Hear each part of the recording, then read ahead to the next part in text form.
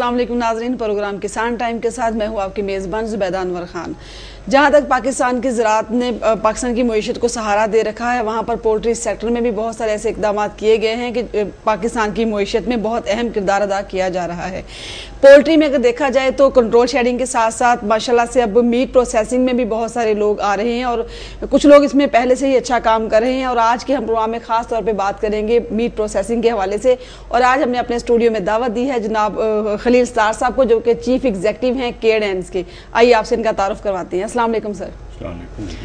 Sir, आप माशाल्लाह से पोल्ट्री फार्मर्स भी हैं और मीट प्रोसेसिंग को भी आप चला रहे हैं, तो आप इस वक्त पाकिस्तान की पोल्ट्री इंडस्ट्री को मजमूई तौर पे कहाँ पे देख रहे हैं?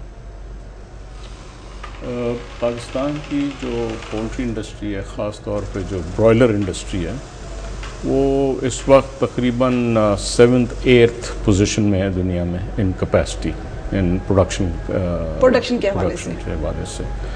और जो हमारे अच्छे फार्म्स हैं वो दुनिया के बेहतरीन फार्मों में शुमार हो सकते हैं। मतलब मेरे पास कुछ लोग आए थे बाहर से, एक अमेरिकन हमारी जो फ्रेंचाइज है जिनकी हमारे पास, उनका कहना ये था कि your good farms are better than the best outside in the developed countries. तो इसलिए कि हम मॉडर्न टेक्नोलॉजी यूज़ कर रहे हैं, लेटेस्ट टेक्नोलॉजी यूज़ हो रही है, तो लामाला बेहतर होने चाहिए फार्म। मसला जो है यहाँ पर वो है डिज़ीज़ कंट्रोल और डिज़ीज़ इरेडिकेशन का।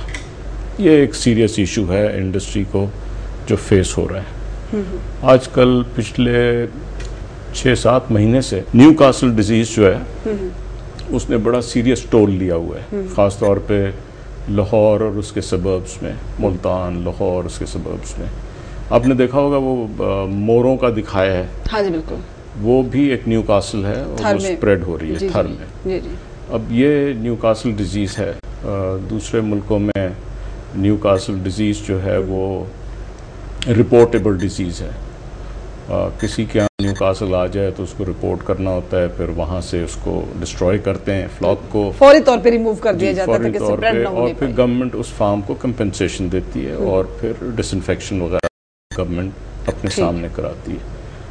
इस किस्म का कोई इक़दाम नहीं है, लिहाजा बीमारियां जो हैं आती रहती हैं, का कोई रोक टोक नहीं, एजुकेशन प्रोग्राम नहीं है। हाँ जी हाँ। अमेरिका में 1998 में एक सीरियस आउटब्रेक हुई। उन्होंने इमीडिएट स्टेप्स यही लिए कि को सील किया, बर्ड्स को डिस्ट्रॉय और फार्मर्स को कंपनसेट किया और वगैरह करने के भी पेमेंट उन्होंने नहीं की। पहले हम तवक्को नहीं, गवर्नमेंट ऑफ पाकिस्तान ये डिजीज़ एरेडिकेशन के लिए कंपनसेशन, बजट नहीं है इनके पास इतने पैसे ही, लेकिन कुछ ज़रूर किए जा सकते हैं। मतलब एक हम से हमारी रिक्वेस्ट है, डिमांड है पोल्ट्री एसोसिएशन की कि फार्म डिस्टेंसेस मेंटेन, इसको लेजिस्लेट होना चाहिए, बनना चाहिए। तो अभी तक ला कोई बन नहीं, अभी तक नहीं है। मतलब एक नोटिफिकेशन हुआ है, उसको ज़्यादा सीरियसली देखना चाहिए। आजकल एसोसिएशन और गवर्नमेंट मिलकर इस पर कर रहे हैं, लेकिन इसको एक्सपीडिएट करने की ज़रूरत है, क्योंकि वरना डिजीज़ कंट्रोल जो है ना, देखें चीज़ ये है, फार्मर्स खमियाजा भुगतते हैं, कंज्यूमर्स भी करते हैं। ठीक। अभी आपने देखा होगा 185 रुपए किलो। हाँ जी, बिल्कुल। वो इसी वजह से हुई, मार्केट में बर्ड्स आ नहीं रही थी, फार्मर्स ने हाथ लिए, फ्लॉक नहीं डाल रहे, वो फ्लॉक डालें तो 80% उनकी मोर्टेलिटी हो रही थी। तो उसमें बड़ा सीरियस था, कंज्यूमर्स को पे करना पड़ता है ना, और फिर पॉलिटिकल गवर्नमेंट्स को फेस करना पड़ता है कि जी हर चीज़ महंगी हो रही है। अब आप सी सिचुएशन ठीक हुई है, डिजीज़ कंट्रोल की प्रॉब्लम ख़त्म हुआ है, तो एकदम से प्राइस जो है वो नीचे आ गई है। आप देखें, पोल्ट्री वाहिद एक ऐसी चीज़ है जिसकी प्राइसेस जो हैं वो नहीं है रमज़ान में। 85 रुपए किलो से घटकर 30 रुपए किलो आ गई और कोई चीज़ नहीं हुई है। और लोग हमें बदनाम करते हैं کہ جی یہ ملک کا ریٹ بڑھا دیتے ہیں. بھائی اگر ملک کا ریٹ بڑھا سکیں پولٹری ایسوسیشن تو وہ تو پھر کمال ہو جائے. دنیا میں ان کو تمغہ ملنا چاہیے. کہیں بھی نہیں یہ کنٹرول ہو سکتی پرائس، نہ انڈے کی نہ مرغی. پیرشیبل چیز ہے، ہم اٹھا کے گودام میں رکھ نہیں سکتے. طلب اور رسد کے اوپر اس کا سارا توازن ہوتا ہے. سر آپ نے ذکر فرمایا کہ ڈسٹنس مینٹین نہیں رکھا جاتا، تو کیا ریکوائرمنٹس ہیں؟ کوئی پیرنٹ اسٹاک کے لیے، برائلر کے لیے کوئی اسپیسیفک ڈسٹنس بتایا جاتا ہے؟ بالکل الگ الگ ڈسٹنسز ہیں. ہماری جو ریکمنڈیشنز ہیں وہ گورنمنٹ کے پاس ہیں، ٹیکنیکل ہیں کافی ڈیٹیلز اس میں.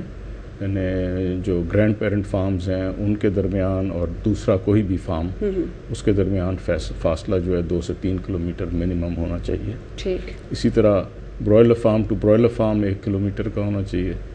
پی S farm, parent stock farms جو ہیں ان کے لیے بھی تقریباً 1-1.5 کلومیٹر کا فرق ہونا چاہیے. گرینڈ پیرنٹ کے لیے تو ریکمینڈڈ تو ہے، ہماری سجیشن ہوگی کہ 5 کلومیٹر رکھیں. ٹھیک.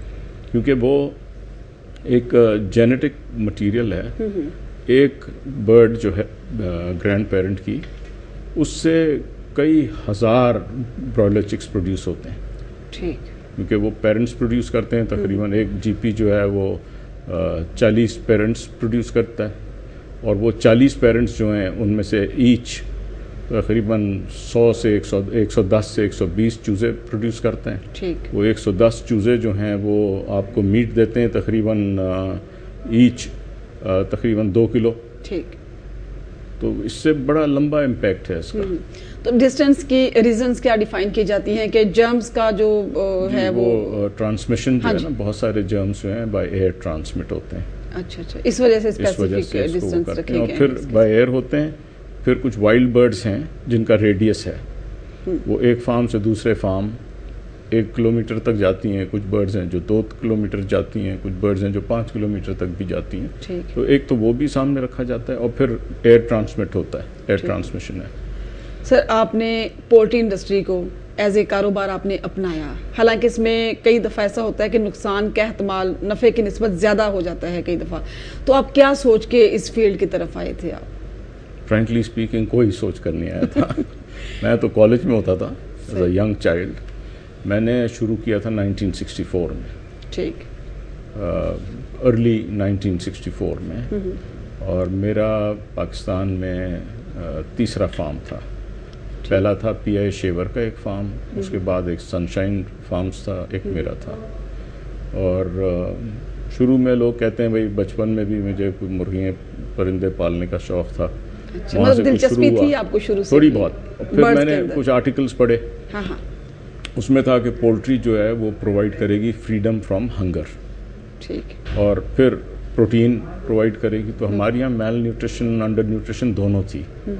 تو وہ آرٹیکل پڑھنے کے بعد میں نے سوچا کہ بھئی اس طرف کچھ شوق بھی ہے. تو تھوڑا سا میں نے چھوٹے اسکیل پہ شروع کیا تھا. اپنی میرے والد کی آئل مل تھی، تو اس میں ہمارے یہاں گوڈاؤنس کافی خالی پڑے تھے. اچھا. کرشنگ یونٹس کے، آئل سیڈز کے. تو وہاں میں نے شروع کیا تھا. پھر محنت سے آگے اللہ نے ترقی دی اس میں. مطلب آپ نے اس وقت سوچا بھی نہیں ہوگا کہ اتنا ماشاءاللہ سے اتنا آگے آئیں گے، اتنا اللہ آپ کو اس فیلڈ میں عزت دے گا اس طرح سے. تو آپ اس وقت ماشاءاللہ سے پروسیسنگ میٹ میں پاکستان میں نمبر 1 ہیں. تو پاکستان جیسے کمزور معیشت والے ملک میں کن کن مشکلات کا آپ شکار ہوئے جب آپ نے یہ پروسیسنگ میٹ کو سٹارٹ کیا؟ دیکھیں، میرے سے پہلے کافی لوگ پہلے کر چکے تھے یہ کام. ایک میٹروپول ہوٹل ہے کراچی میں، انہوں نے پہلا سب سے بڑا یونٹ لگایا تھا. ٹھیک. اچھا، وہ انفارچونیٹلی کامیاب نہیں ہو سکے. اس کے بعد وزیر علی والوں کے ایک رشتہ دار تھے، انہوں نے شروع کیا تھا جفی چکن کے نام سے. ٹھیک. اس کے بعد ماڈرن پولٹری والے تھے، پھر کلائمیکس فین والے گجرانوالہ میں انہوں نے شروع کیا تھا، پھر بی بی جان نے کیا تھا. ایکچولی یہ کام بڑا ڈیفیکلٹ ہے. اس کی جو بیک اینڈ ہے اس کو بھی سمجھنا پڑتا ہے. اچھا، سب سے بڑے چیلنجز جو ہیں وہ یہ کہ ہر جگہ آپ کو مرغی مل جاتی ہے. ٹھیک. تو تھڑے پہ آپ جائیں، آپ 1 روپے دیتے ہیں، وہ مرغی کاٹ کے آپ کو ذبح کر کے دے دیتے ہیں. تو وہ بڑا ایک چیلنج ہے. وہ ابھی تک ہے. مطلب ایک رجحان ایک دم چینج کیا لوگوں کو؟ ایک دم نہیں چینج ہوا ہے، ابھی کوئی چینج نہیں ہوا. ابھی تک صرف 2% مرغی جو ہے وہ پروسیس ہو رہی ہے، صرف 2% مرغی جو ہے پروسیس ہو رہی ہے. یہ چینج ہوگا، لوگ کانشیس ہوں گے ہائیجین کے. اصل میں ہائیجین کا بڑا امپورٹنٹ رول ہے ہر چیز میں، کھانے میں، ہر چیز میں. بے شمار لوگ بیمار ہو جاتے ہیں، ان کو پتہ نہیں ہوتا کس وجہ سے ہوئے ہیں. پیٹ خراب ہو رہے ہیں، ٹائیفائڈ ہو رہا ہے، سیلمونیلا ہو رہا ہے، یہ نہیں پتہ انہیں کس وجہ سے ہو رہا ہے.